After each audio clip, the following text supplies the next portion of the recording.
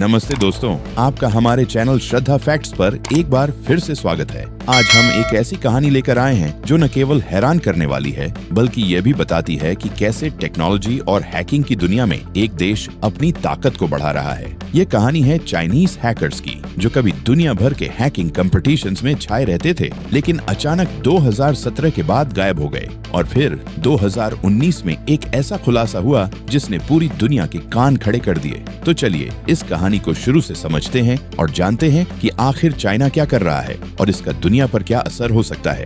दोस्तों, अगर हम 2010 के दशक की बात करें तो चाइनीज हैकर्स हैकिंग की दुनिया के बादशाह थे। चाहे वो कनाडा में होने वाला PWN2 ओन हो या कोई और international hacking event, Chinese hackers हमेशा टॉप पर रहते थे। ये वो लोग थे जो गूगल क्रोम, माइक्रोसॉफ्ट विंडोज और एप्पल के आईफोन जैसे दुनिया के सबसे पॉपुलर सॉफ्टवेयर्स और डिवाइसेस में कमजोरियां ढूंढ लेते थे। लेकिन ये लोग कोई क्रिमिनल नहीं थे, ये एथिकल हैकर्स थे जो लीगल हैकिंग कॉम्पिटिशन्स में हिस्सा लेते थे। PWN2 ओन जैसे इवेंट्स में हैकर्स को टास्क दिया जाता है कि वो किसी सॉफ्टवेयर या डिवाइस में सिक्योरिटी फ्लॉ यानी कमजोरी ढूंढे। अगर वो ऐसा कर लेते हैं तो उन्हें लाखों डॉलर्स का इनाम मिलता है। सबसे बड़ा इनाम उस कमजोरी को ढूंढने का होता है जिसे 0 डे वल्नरेबिलिटी कहते हैं। ये ऐसी कमजोरी होती है जो पहले कभी किसी ने नहीं ढूंढी होती। जब कोई हैकर ऐसी कमजोरी ढूंढता है तो वो डिटेल्स उस कंपनी को दी जाती है, जैसे गूगल, माइक्रोसॉफ्ट या एप्पल, ताकि वो उस कमी को ठीक कर सके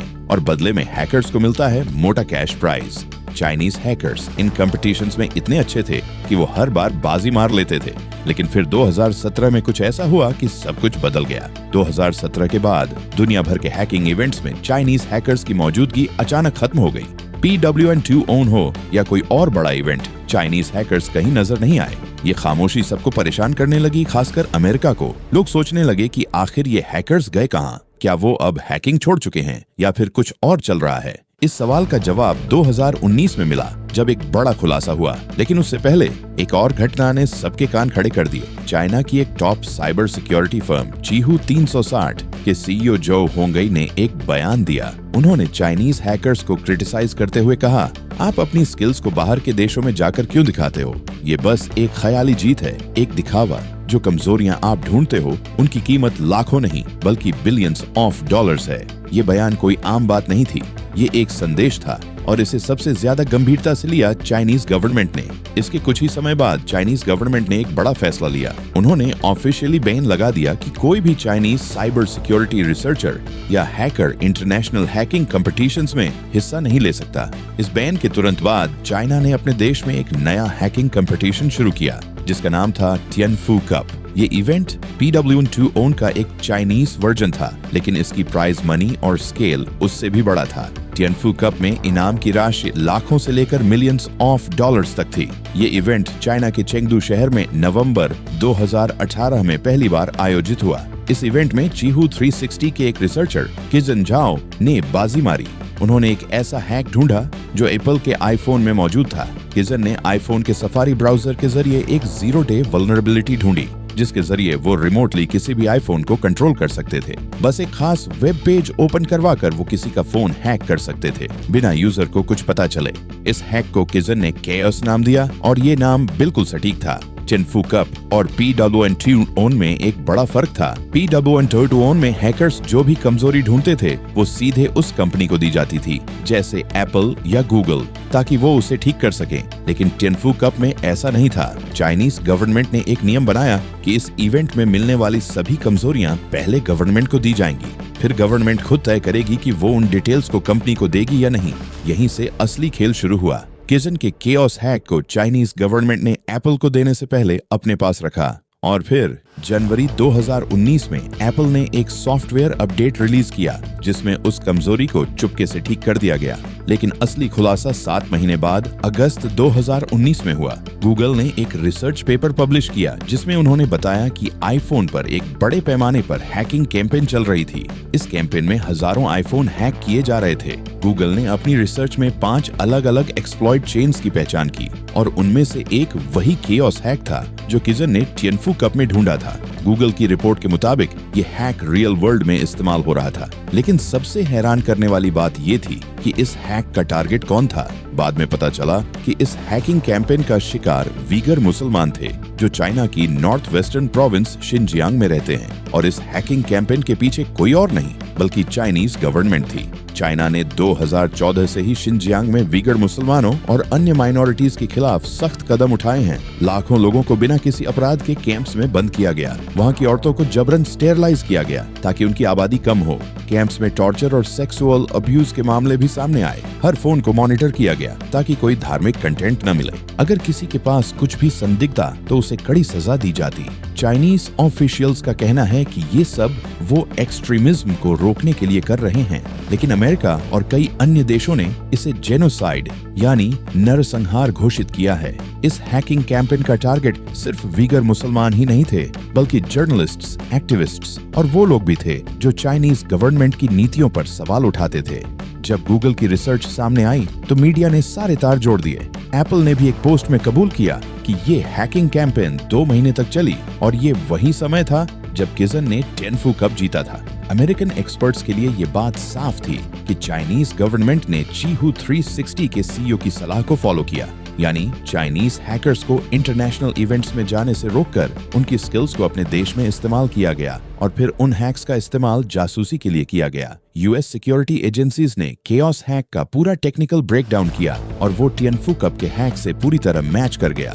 गूगल की गहरी जांच ने भी ये कंफर्म किया कि कॉस और रियल वर्ल्ड अटैक एक जैसे थे। मामला यही नहीं रुका।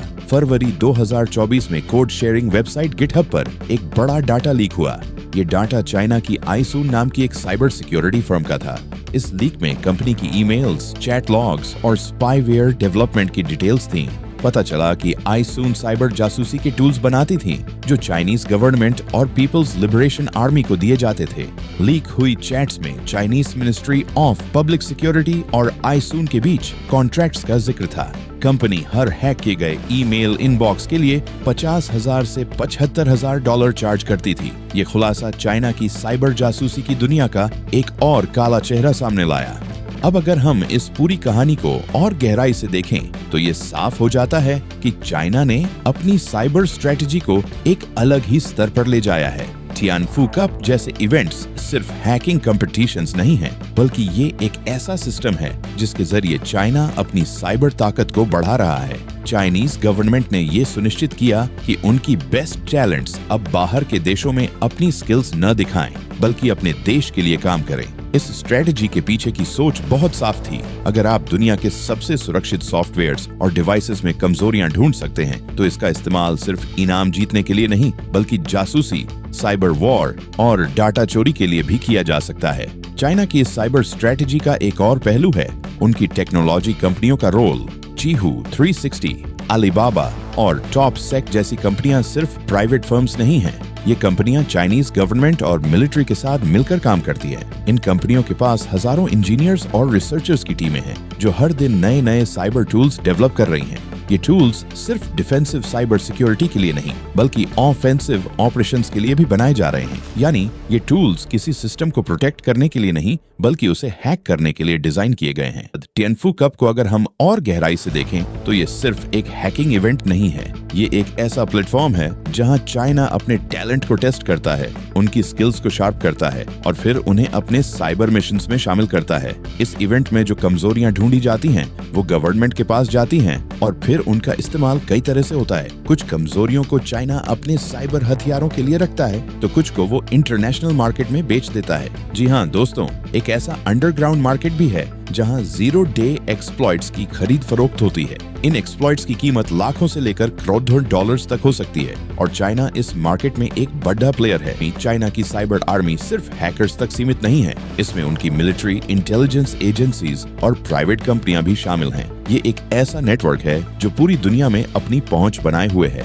2024 में हुए कई साइबर अटैक्स जैसे यूएस ट्रेजरी डिपार्टमेंट का हैक और टेलीकॉम कंपनियों पर हमला इस बात का सबूत है कि चाइना की साइबर ताकत कितनी खतरनाक हो चुकी है। इन अटैक्स में हैकर्स ने न सिर्फ डाटा चुराया बल्कि वो सिस्टम्स में सालों तक छुपे रहे ताकि सही मौके पर नुकसान पहुंचा सकें।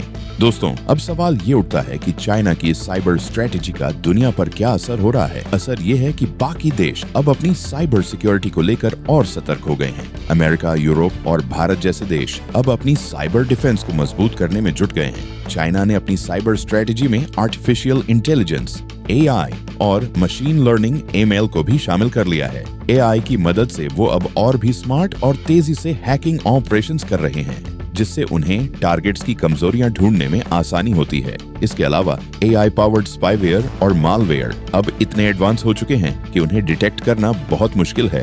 अब अगर हम भारत की बात करें तो चाइना की साइबर स्ट्रेटेजी हमारे लिए भी एक खतरा है। भारत और चाइना के बीच पहले से ही बॉर्डर टेंशन चल रहा है और साइबर स्पेस में भी चाइना कई बार भारत को टारगेट कर चुका है। 2020 में मुंबई में हुए पावर ग्रिड अटैक को याद करें, जिसमें चाइनीज हैकर्स पर शक था। इस अटैक में लाखों घरों की बिजली ठप हो गई थी। इसके अलावा चाइनीज हैकिंग ग्रुप्स ने भारत की कई सरकारी और प्राइवेट वेबसाइट्स को भी टारगेट किया है। भारत अब अपनी साइबर सिक्योरिटी को मजबूत करने की दिशा में काम कर रहा है।